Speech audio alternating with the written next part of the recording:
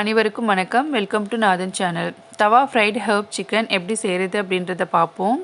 இதுக்கு தேவையான பொருட்கள் டிஸ்கிரிப்ஷனில் கொடுத்துருக்கேன், நீங்கள் செக் பண்ணிக்கோங்க.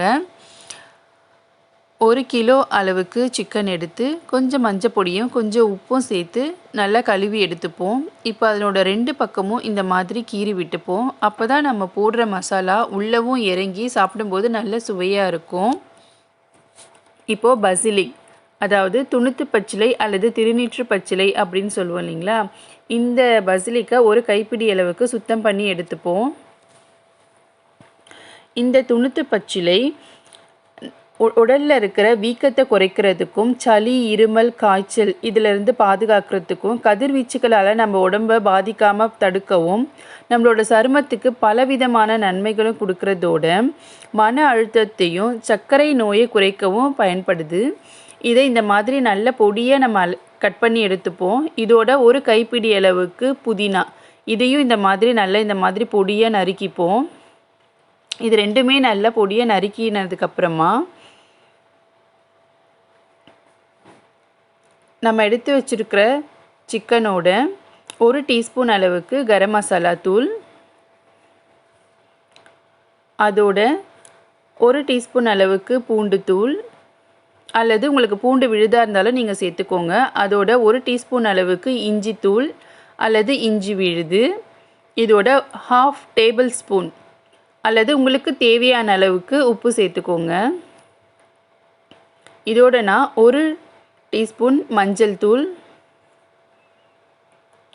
மற்றும் 1 டேபிள் ஸ்பூன் அளவுக்கு மிளகாய் தூள். இது மிளகாய் மல்லி சேர்த்து அரைச்சது தான் நான் சேர்த்துருக்கேன். நீங்கள் இது உங்களோட காரத்துக்கு ஏற்ற மாதிரி தேவையான அளவுக்கு நீங்கள் சேர்த்துக்கோங்க. இதோட நம்ம பொடியை நறுக்கி வச்சுருக்கிற அந்த பசிலிக் இலையும் அந்த புதினா இலையும் நம்ம இதில் சேர்த்துப்போம். இதையும் சேர்த்து தண்ணி விடாமல் இந்த மாதிரி நல்லா பிணைஞ்சு விட்டுப்போம். இப்போ இது எல்லா இடமும் பரவுற மாதிரி இந்த மாதிரி கலந்து விட்டுப்போம். இதோட உங்களுக்கு தேவையான அளவுக்கு மிளகு தூளையும் இந்த மாதிரி சேர்த்துக்கோங்க. மிளகும் உங்களோட காரத்தோட அளவு என்னவோ அதுக்கேற்ற மாதிரி நீங்கள் சேர்த்துக்கோங்க. இப்போ இதையும் நல்லா இதோட கலந்து விட்டுப்போம். நம்ம தண்ணி இதில் சேர்க்கவே இல்லை. இப்படியே இந்த மாதிரி மூடி ஒரு 1 மணி நேரத்துலேருந்து 2 மணி நேரம் வரைக்கும் நல்லா இது ஊறட்டும். அதே நேரத்தில் ஒரு 2 உருளைக்கிழங்கு இந்த மாதிரி தோல் சீவி மிதமான அளவாக நான் கட் பண்ணி வச்சுருக்கேன்.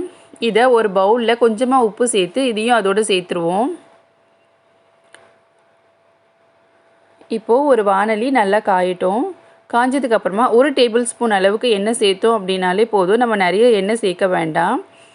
இப்போது 1 மணி நேரம் ஊறினதுக்கப்புறமா இந்த சிக்கன் துண்டுகளை எடுத்து இந்த மாதிரி நம்ம தவாவில் போட்டுடுவோம். உங்களுக்கு தேவையான அளவுக்கு உப்பு காரம் இருக்கா அப்படின்னு நீங்கள் ஒரு முறை பார்த்துக்கோங்க. இப்போது அடுப்பு ரொம்ப மிதமான தீயில் இருக்கட்டும். ரொம்ப அதிகமான தீயில் இருந்தோம் அப்படின்னா சிக்கன் மேலே மட்டும் வெந்துடும், உள்ளே வேகாமல் போயிடும். அதனால் மிதமான தீயில் வச்சுக்கோங்க. இதோடு நம்ம கட் பண்ணி வச்சுருக்கிற உருளைக்கிழங்கு இல்லை உங்களுக்கு எந்த காய் பிடிக்குமோ அந்த காய் கூட நீங்கள் சேர்த்துக்கலாம். இப்போ ஒரு மூடி போட்டு மிதமான தீயிலே இது இப்படி வேகட்டும். இப்போ கொஞ்சம் நேரம் கழித்து இந்த மாதிரி எடுத்து பார்ப்போம். இப்போ பார்த்தீங்களா, உருளைக்கிழங்குல ஓரளவுக்கு பாதி நல்லாவே வெந்துருச்சு. இப்போது இந்த சிக்கன் பீசஸை இந்த மாதிரி நம்ம திருப்பி விட்டுப்போம். ஒரு பக்கம் நல்லாவே ஃபுல்லாக குக் ஆகிடுச்சு. நம்ம தண்ணி சேர்க்கவே இல்லை, ஆனாலும் அதுலேருந்து தண்ணி விட்டுருக்கு. இப்போது எல்லா சிக்கனையும் இந்த மாதிரி நம்ம திருப்பி விட்டுப்போம்.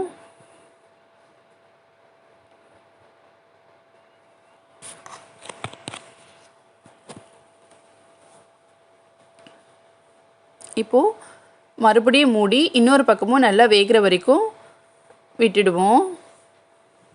இப்போ இன்னொரு பக்கமும் நல்லா வெந்துருச்சு. தண்ணி எல்லாம் சுத்தமாக வத்திருச்சு, நல்லா ஃப்ரை ஆகிடுச்சு பாருங்கள். இப்போது நம்ம நறுக்கி வச்சுருக்கிற கொத்தமல்லி அதையும் இது மேலே இந்த மாதிரி சேர்த்துப்போம்.